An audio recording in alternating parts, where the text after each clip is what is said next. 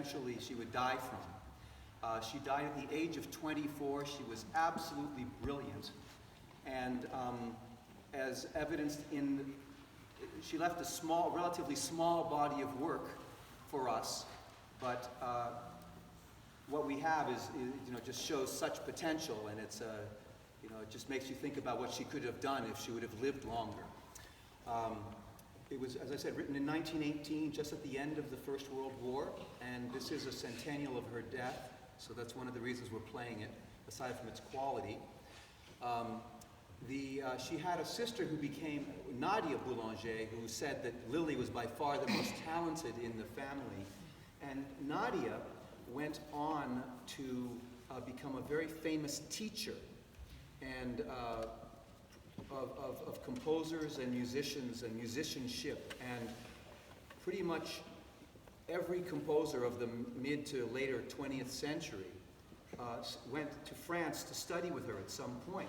So she had, Nadia, a tremendous effect on 20th century music and the whole way of conception of music, teaching all these people.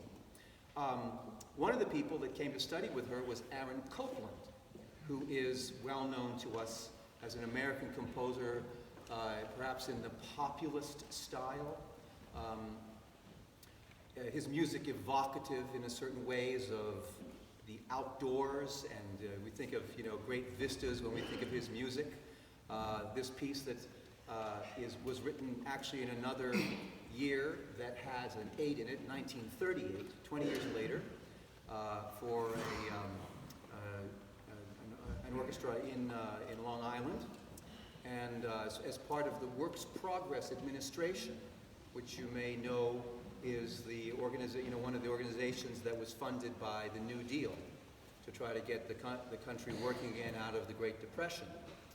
I just heard on the radio the other day, and I was astounded to hear this.